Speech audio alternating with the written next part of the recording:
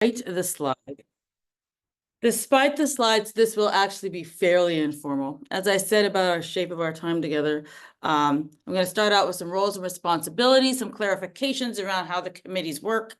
And then I'm going to go over all the committees and opportunities for both committee and more widespread organizational leadership. As I go, actually, I think today at the end, we'll go ahead and ask for anyone who's on a committee to sort of say a few words and take questions from those who are interested in joining. So getting involved. I always like to be sure that everyone understands the roles and responsibilities when they sign up for an activity, right? Committees and work groups and leadership opportunities at Washington Women's Foundation are about being part of the decision-making, the strategy implementation, and the community here in our organization. And of course, as I said, it's about meeting and getting to know other members, which is one of the joyful things about being part of this community. People have a lot of fun on these committees, as you can tell, but they are working committees. They have deliverables. Much of the work of our foundation takes place in these committee spaces. Some of these committees, you may be making phone calls or reaching out for speakers or making big decisions on grants or guiding discussions with other members that can sometimes get difficult. It's a great skills building opportunity to be part of or lead these committees. There's a lot of different ways that women learn and grow within these committees beyond just the information that is imparted. We have charters for all our committees where the responsibilities are laid out. So hopefully you won't have surprises by the time your first committee meeting takes place. Committee members are expected to abide by our community norms, which you should have received when you became a member, except for those of us who perhaps just joined today. But you will receive a copy of those community norms. And of course, please let us know if we need those sent to you again.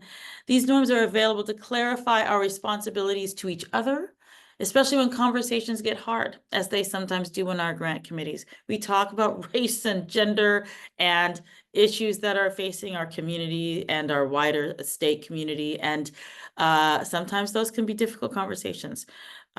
We do them in a spirit of learning together. We wrestle with big issues. Sometimes people disagree about them, but we want to make sure that all our conversations with one another are grounded in kindness and curiosity. So we have these ground rules that we lay out for everyone. These written charters and community norms are meant to be helpful for you as you and to make clear to everyone where their lane is. And like all things, we urge you to work with them now and know that we can always tweak them if we discover that they're not quite right or if our community needs them to be changed. The committees I'll be talking about today are also all staffed committees. So what does that mean? It means that there are staff who support these committees, who set up the Zoom or the room if it's in person, who help make sure all the documents get out, who offer advice and guidance and support. Our staff are all professional philanthropy. They all are philanthropy professionals, so they have a pretty depth of knowledge about what's happening within a foundation, what's going on within our foundation. So they are a resource for each committee. Please remember, though, that staff are there to do the organizational business of Washington Women's Foundation, right? As paid staff for this organization, our job is literally to implement the strategy of the foundation. And so on committees, one of the roles of staff is also to ensure that the committee stays on task and stays aligned to the strategic direction that has been set up by the board. So they're working committees, they have deliverables, and the staff's, some of their responsibilities are just to make sure that that happens. They also, and I say this just so that everyone's very clear, they do not report to anybody on the committee. Staff reports to me. They don't report to any members. They don't report to the chair of the committees, just so that everybody's very clear about roles and responsibilities as we go into our committee work. So those are sort of the ground rules around our committees. Now, the fun stuff about our committees. First up, our collective grant committee and the priority work groups. The 2025 grant committee leadership this year will be Catherine Gelband. Oh no, as past chair. Bobby, who is here on the call today as our chair, and Gwen Caldwell will be your vice chair. Aviva Stanford, who couldn't be here today because she's on maternity leave, will be your staff lead. She will be back in time for collective grants next year. The purpose of this committee is, of course, to make preliminary decisions about our collective grants. It is our biggest committee. It is the one that has some of the most visible work that we do. There are 3 grant work groups focused on our 3 priorities that make up the collective grant committee.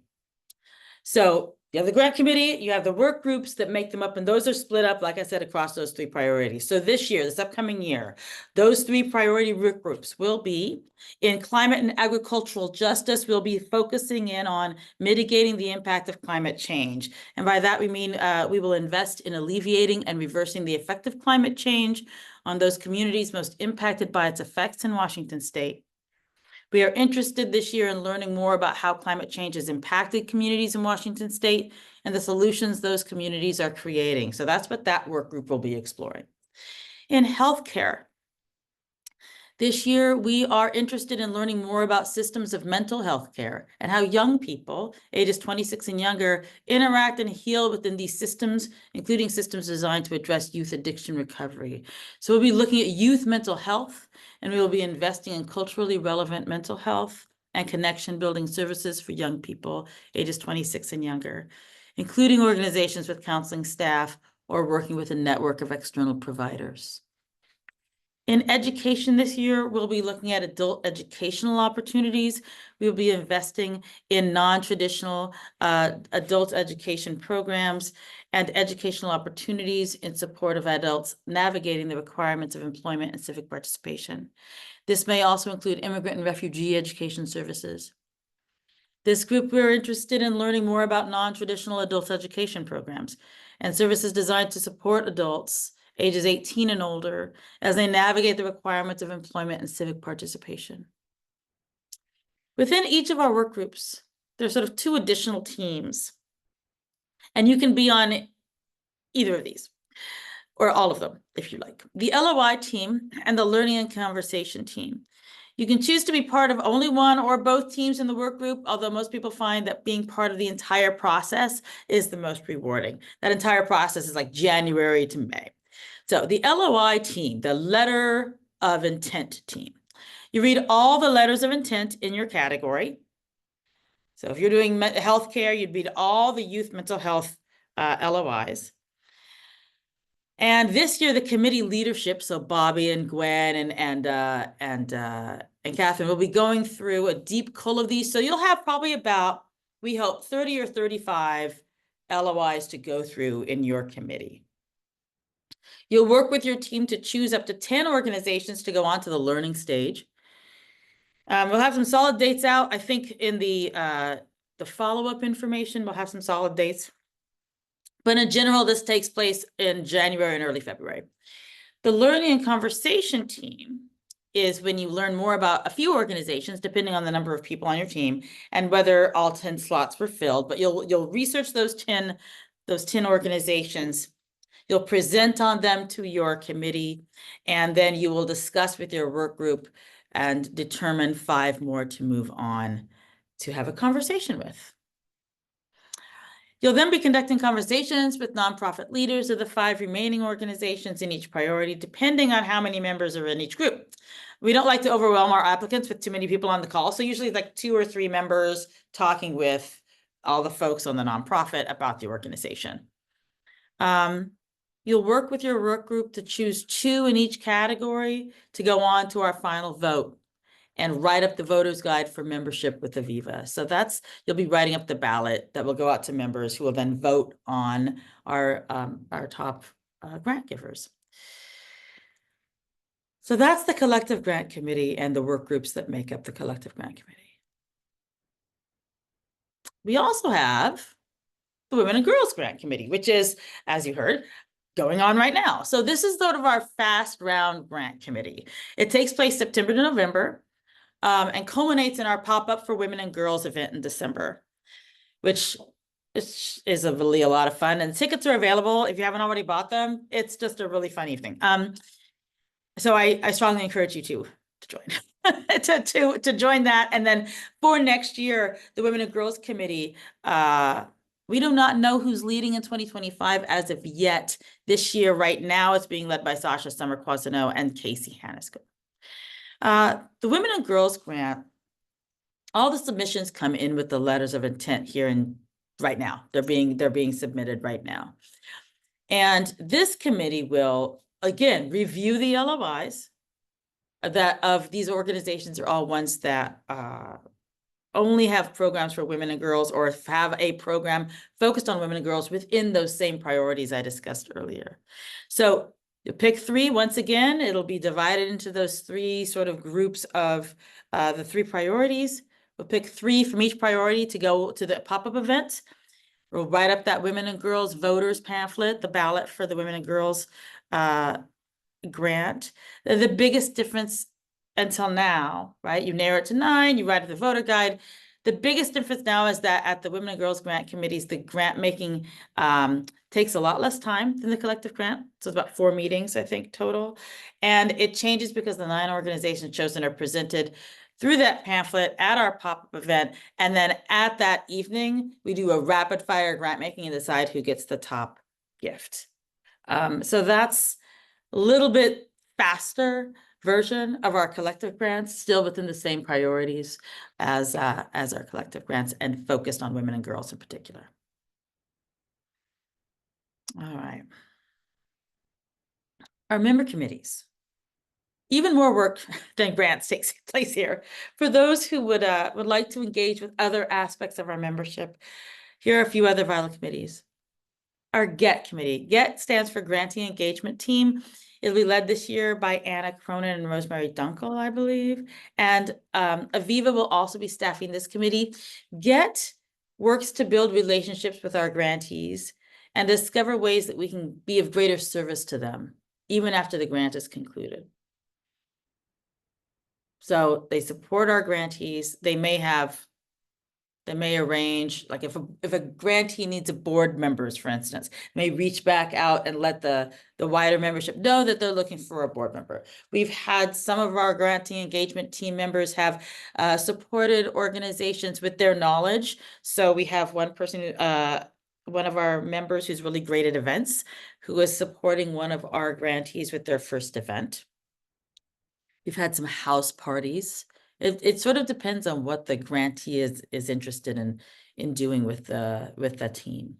So that's the grantee engagement team. Our convening committee, Catherine, who's on the call, is our staff person for this committee. We will be looking for leaders for next year.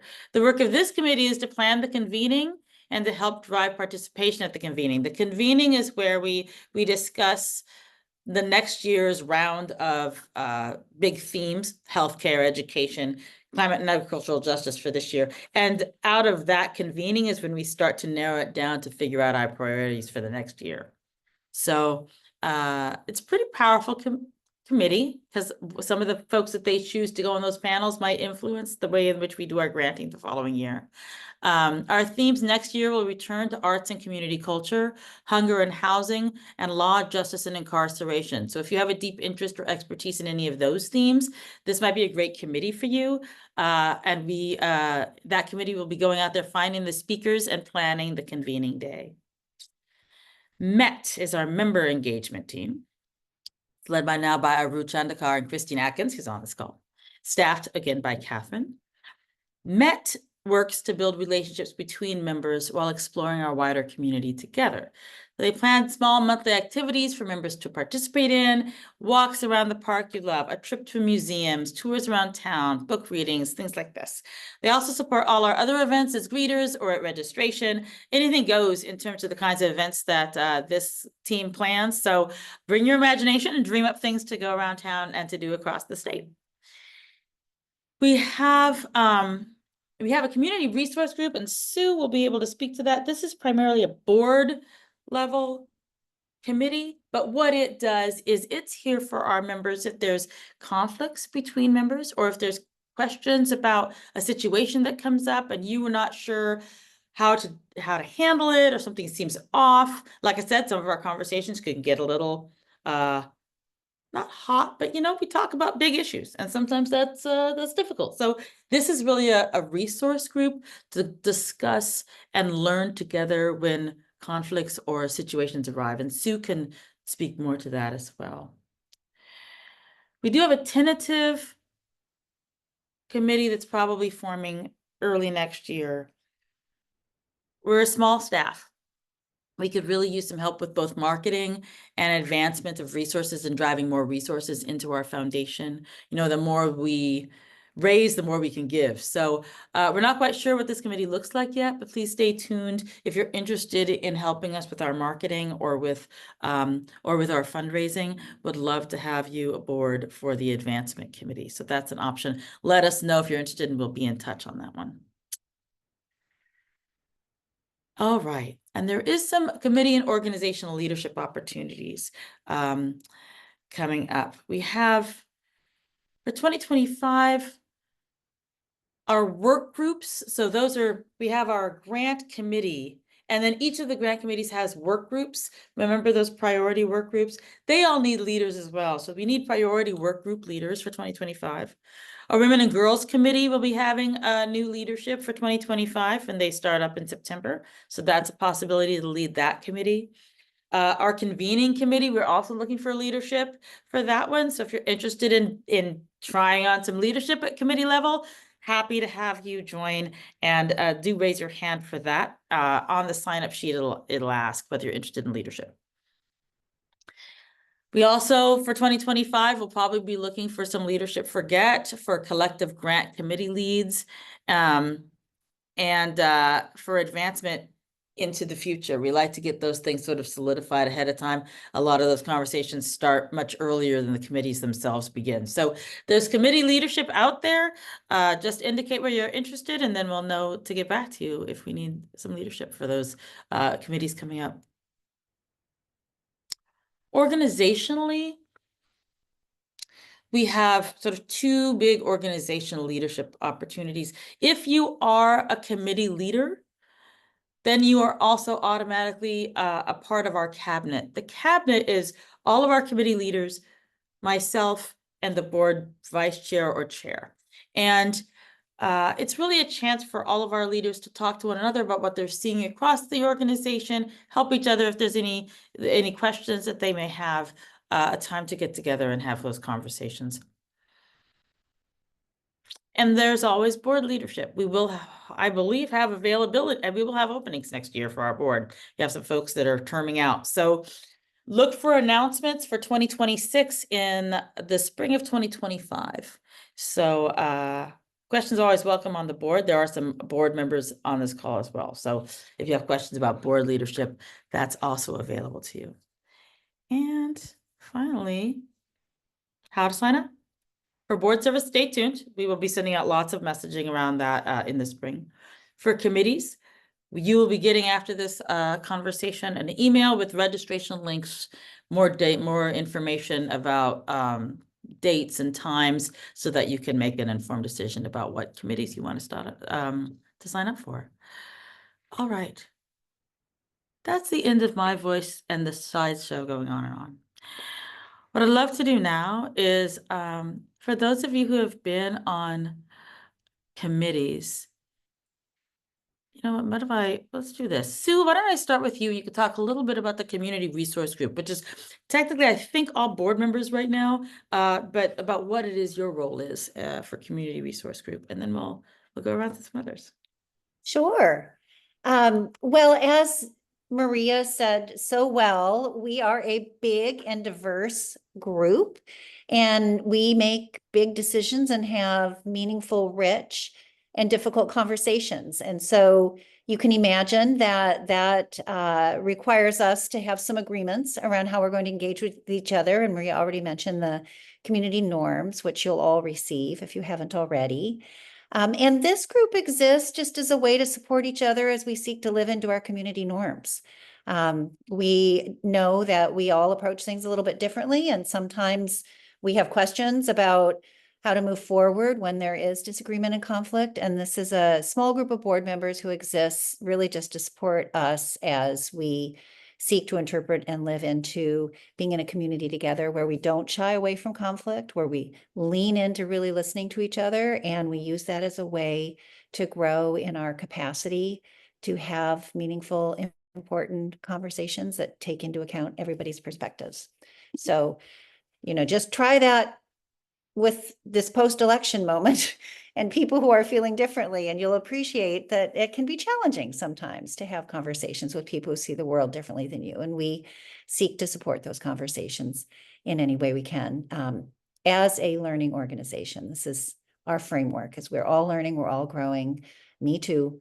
And when we approach each other with the idea that we're curious and want to learn and build our capacity to really listen to each other, we'll only be more effective. So that's who we are. Thank you, Sue. Bobby, did you want to talk a little bit about collective grants? And then, of course, I know some of you have been on collective grants as well. Feel free to chime in after she's done. Yeah, so collective grants is my favorite committee, although I do like the other ones too, and have been on the other ones too. So like, don't take my word for it. But collective grants is responsible for creating work groups that look through the three dominant or the three principal themes for the period, and each of those work groups will look at all the letters of intent from the organizations. We'll talk about them. We'll do some research on them. We have conversations. So with each of those stage, it whittles down a little bit, as we've discussed.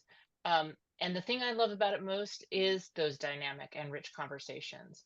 This isn't a nodding the head circular exercise. There are some very hard-hitting questions. There are some very salient points that are brought up.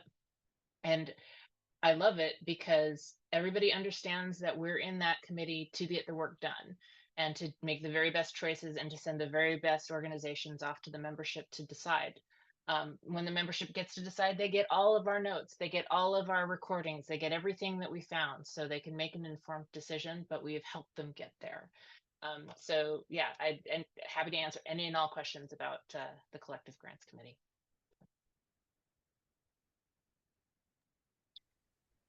Christine, did you want to speak for a little bit about some of the committees you've been on and maybe the member engagement team in particular? Yeah, so on any of these committees, and I've been on a lot of them, you're never alone. There's two team leaders. There's a staff member who keeps you on track. They are the bumpers. And as a work group member, for instance, with the LOIs, reading the letters of intent, there's a reader 1 and a reader 2, and maybe that first day you're reading 10 LOIs. If something happens in your life, it's like, oh my God, I can't make it, my kid's sick, whatever, work, there's reader 2, right? So there's always, everything is in a pair. So you're never alone. We realize life happens, and that is okay. So if you're thinking of being a work group leader, there is a co-leader. And as you're going through working within the committees, you're with someone else as well, which one is a great way to get to know somebody else a little bit better, working together, and also to give you a safety net for whatever could happen. So that's kind of in general with all of the committees, granting engagement, pop up, all of those. There's somebody there. The membership engagement team that I'm the co-leader of is recent. Coming out of COVID, a lot of people were like, as wonderful as Zoom is, people were like, I need community. I need to be around people. I want to meet people. I want to do things. So this is less, I don't want to say heavy, but it's just fun. Like, tour of the Burke Museum. I live near Discovery Park, and this summer we went for a walk at Discovery Park, back to my house for croissants and coffee in the morning. Anywhere from 5 to 10 to 20 people come, depending on their schedule. And again, it's just for fun, get to a little deeper relationship with people. With that, I will ask if you are a volunteer or on a board or work for a nonprofit or anything in town that you think, hey, I could get 5 to 20 people come. If you're on a nonprofit, and for instance, I'm thinking of like Treehouse at Christmas time, they do basket and things like that. Ask, I mean, we'll try to put together a group. If you live near Seward Park and it's like, I walk in Seward Park all the time, we'd love to hear about it and, come with you for a walk. And then afterwards, any event, we try to do just a social lunch.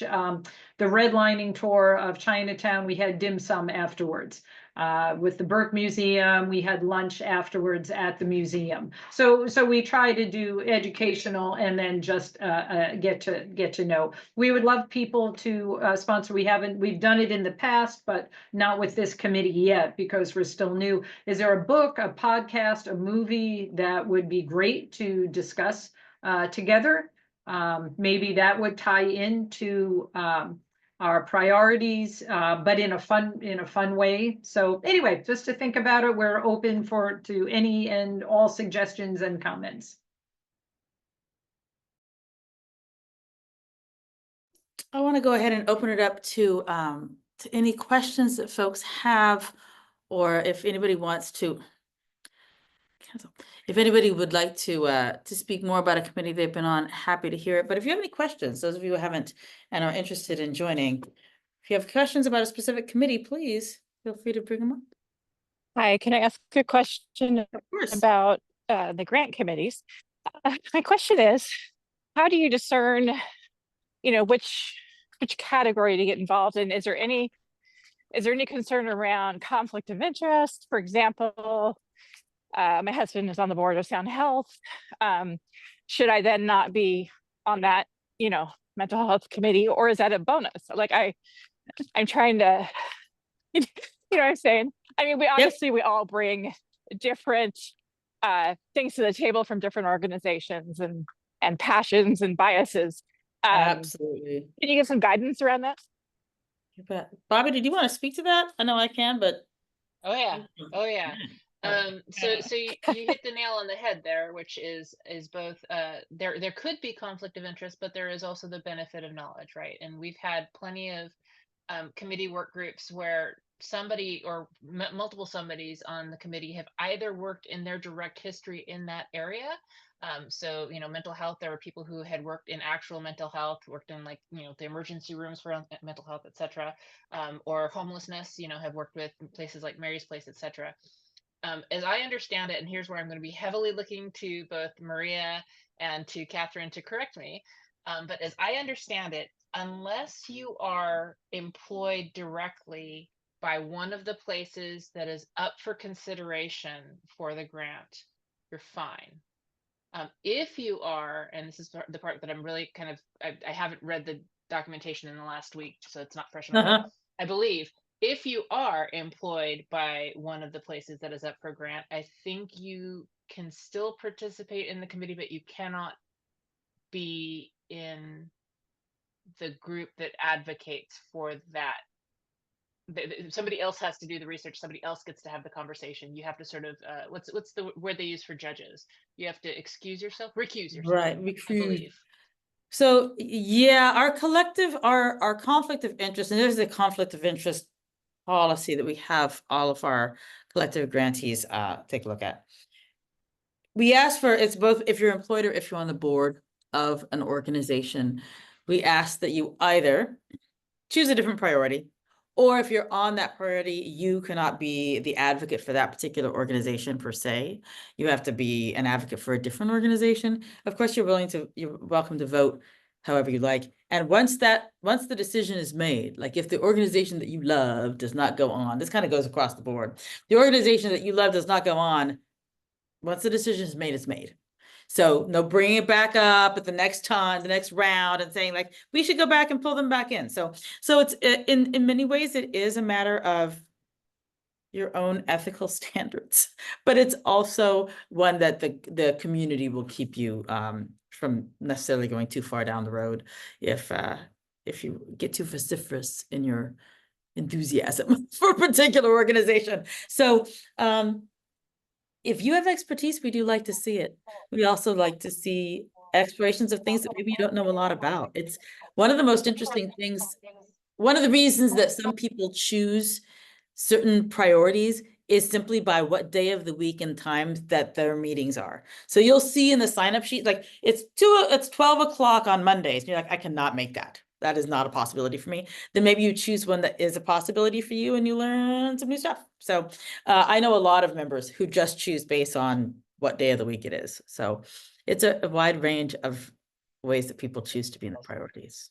So Maria, can I ask along those same lines, if you Yeah. volunteer at an organization that the LOI comes up, that's okay to add your expertise on it? I just pulled up the conflict of interest. Yeah. So let me refresh my memory a little bit. Policy review. Conflict of interest. All at the first work group meeting. There it is.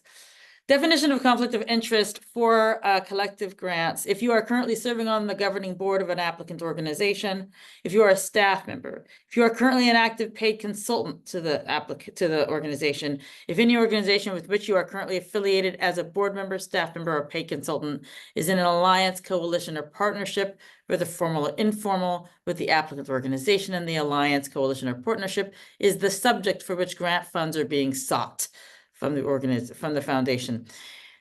You have to tell everybody in your work group the existence and nature of this conflict of interest. And you have to recuse yourself from serving on that work group or notify the foundation staff of it. But volunteer sounds okay. Yeah, it does. I think it really is a matter of being, to honestly assessing whether you think you can be an honest assessor, right? So that Thank was a you. lot. That's really helpful. Yeah, no, just having worked in law, I'm like, okay, conflict of interest. And having a husband who's pretty involved with stuff. My other burning question is, has anyone ever organized a hike or snowshoe? Ooh, no, but I bet you. No, love it.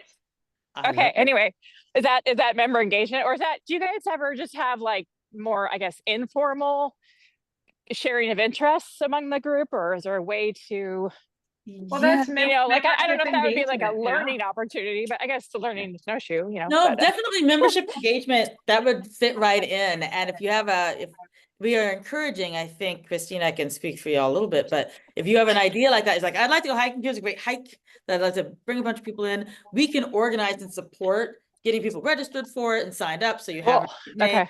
And then letting this giving you the names. Like the staff doesn't necessarily manage those. We just sort of give a central location for everyone to register that they'd like to go, so that you have a list of names before you leave. Well, and for you to realize a membership engagement team, there is no budget. So everything that we do is Right. kind of pay to play. So if we're Sure. doing, snowshoeing and it's $100 for the day or 200, I mean, that may be a lot. I mean, we can put it out there. Most of the things we've been doing, again, we're very new, is, $20, $25 and lunch if you want to stay. We looked into like a cooking class. They're like $200 and we're like, that's probably a little much right now. But if you have your favorite snowshoeing place and people have snowshoes, yeah, let's get a carpool together and something where it's no cost to Washington Women's Foundation. I'd love to organize something like that. So yeah, any and all of those kind of suggestions would be great. Or a hike that you like and you're willing to lead, that know the hike. Love to do it. So yeah, Cool. happy to. Yeah. Okay. Yeah. I know. And I guess I was thinking that in the context of, sorry, I'm climbing a hill at the moment. Renee Murray, it was the one who really invited me into the group, and she invited me to a couple of events, and a couple of them they were all lovely events, but I felt like they were skewed a bit toward retired, slightly older interests. And I just have a energy around, this is a diverse organization, as I understand. And, are the events diverse as well? Are we appealing to, all ages, different times of day, and that kind of thing? So I think that's one of the things, I mean, to be honest, Christy, that we are working to do better at. In large part, there has been a great deal of sort of the people who have the time and availability are also the ones who are making the plans. Absolutely. Yeah. There might be a situation where like making sure that some of those other voices come in, and we're working on ways to make it more appeal, to be more diverse in the way we offer events as well. We have been we focus a lot on during the week and during the day. And we're starting to realize that maybe we need to think differently about some of them. So changes are coming, and or please help us make changes. That's also, you are welcome to help us with that shift, because it is a collective, right? It is a collective, and so many of those, the tenor of the group shifts as the group shifts, and I wouldn't really want it any other way. That's what it's for. So Great, thank you. you betcha. Other questions? I have a quick logistical question. I'm really interested. I have a ton of time between January and the end of April, and I'm very interested in the collective grants and the grantee Yeah. engagement team. Yep. But then I'm going to be out of the country from April 30th till like May something 17th probably. So I'm just wondering what the best way to use my, time and energy. And it's an unfortunate timing, but it is what it is. So That'll be almost perfect timing for collective grants, because that May part is actually when our members are now looking at the ballots. So most of the grants work, the committee's work is done before May. And then in May, it's, okay, everybody, take a look at your ballots, take a look at all the information that's been gathered by the committee, and make your decisions and vote. And then Oh, the vote good. happens at the end of May. And then in early June, we have our celebration. So good timing. Oh, good. That's great. I thought I would not be able to do that. So that's No, good. it's almost perfect. Yeah. Okay, cool. And then on the committees, we try to have, perfect attendance, but realize that's usually not, possible. So I think we allow one meeting absence is fine. And they're all again, on Zoom. like So that. the other Right. benefit is that you can do it from other places. We have people who Actually, I'm gonna be in something where I'm not gonna want to do anything. no Zoom. You're like, I'm not Zooming. What do you think? No, this is like my first vacation in 5 years. I'm not. Don't Zoom. Do not Zoom. So that'll be something with a hard, end date. So yeah, okay, Understood. You'll absolutely still be able to participate great, in part of the collective grants. cool, thanks. Yes, Sarah.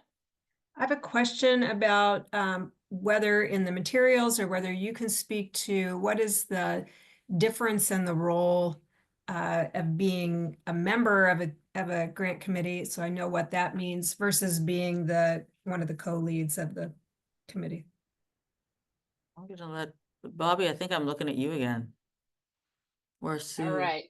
So there's at least in collective grants, there's sort of three I don't want to say strategy, three different roles, right? So there's the advisors, and that's myself, Gwen, and Catherine. So there's going to be one advisor per work group. So one of us is going to take the food security, one of us is going to take mental health, one of us is going to take education, or whichever, law, Right. justice, incarceration, just one per larger group. Then there is the work group leaders. There's two.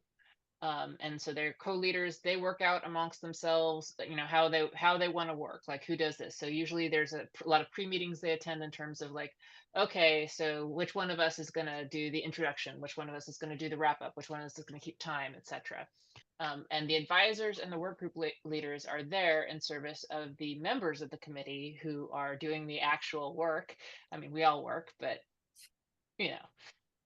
and so then the committee members are the ones who are responsible for actually doing the work of reading through the LOIs, doing some of the initial research, etc., presenting what they have found.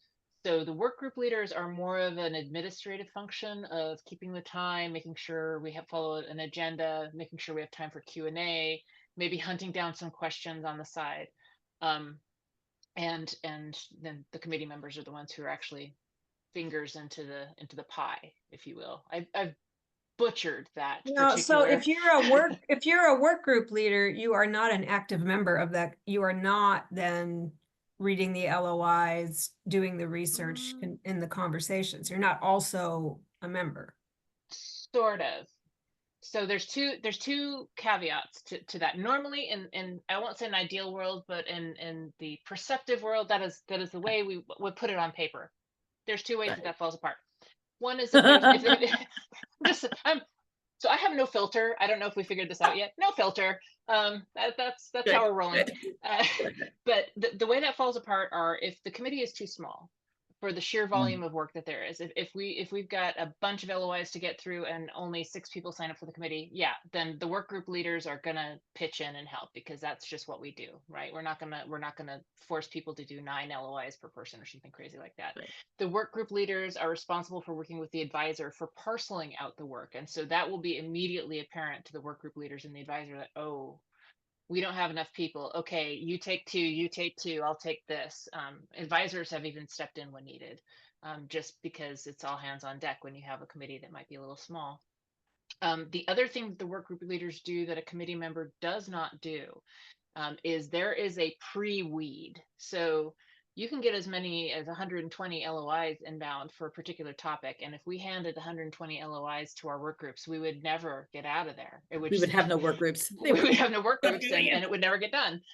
So the work group leaders and the advisors are responsible for weeding down to a predetermined set number. It used to not be predetermined set number, but this year it will be, of LOIs, so that we are not overstrapping the committee members. So if you are a work group leader, you would be part of that initial weeding process.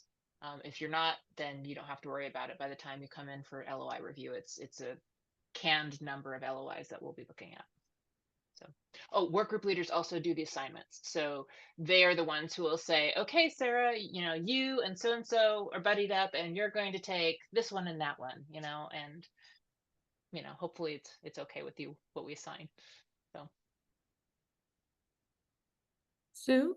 I just want to add, we haven't talked about, and I know Sarah mentioned that she's involved in the Women and Girls Committee, but just to be sure for all you new folks, there's a Mhm. speed dating version of the grants process that's super fun, and I'm doing that this fall as well, where we take all of the LOIs from the regular process and filter through to see those who serve women and girls, and then we do an abbreviated process of what Bobby was just talking about. It's a great way to get involved if the timing doesn't work for the regular collective grants process.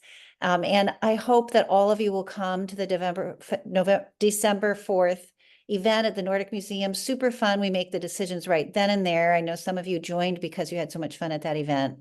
But that is another opportunity to be involved in grant making that's a little bit less of a heavy lift, and super fun because we make really great decisions in a collective way and get to show the community how we do it.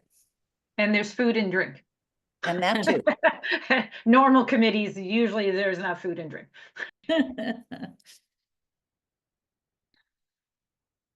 All right, other questions? Of course, if you, like I said, Catherine will be sending around follow-up information and how to sign up, all those forms. If one occurs to you and you have a question, please feel free to reach out to Catherine or myself or Jerry, and we're happy to sort it for you. I have a very administrative question for Yeah. the December pop-up event. Yeah. Do you need all the names? Like if I were to get a table, I noticed that I was asked to fill in names and dietary preferences and things. Can I just have a, Yep. placeholder for people, or do I need to wait until I know all Yeah, that? placeholder is great. Folks who have been buying tables have just been doing TBD in both name areas. And then you don't need to do dietary, and you can let me know later. Okay, Yeah. wonderful. So if you buy a table or buy like multiple seats, I'll just check in with you and follow up later with names. Thank you. Yeah. Yeah, we're usually pretty good about dietary offerings. It's sort of a buffet, so there's a lot of choices. Can I ask a follow-up question about Yeah. that? Of course. If we buy a table and then it turns out 7 of my best friends can't come, is there a process for the foundation for you to sponsor some other people who wouldn't otherwise be able to buy or choose to buy tickets, that those tickets couldn't go for? Absolutely. We bring in, we invite anybody who's part of those 9 different organizations to come and participate in the conversation, as long as they're not sitting on the table with their organization. So that gives us and we give them those tickets for free. So by doing so, what you'll be doing is covering our costs that we offer those tickets already to them. So very helpful actually, because we usually just prefer those our community members to not have to pay. So yep. That's what we use it for. All right. Any other questions? All right, well then I'm gonna go ahead and let y'all go. I hope to see y'all pop up. It's really fun. And in our committees at a later date. Have a better day. I'll talk to you all later. Bye-bye. Thank you. Take care, everyone. Take care. Bye.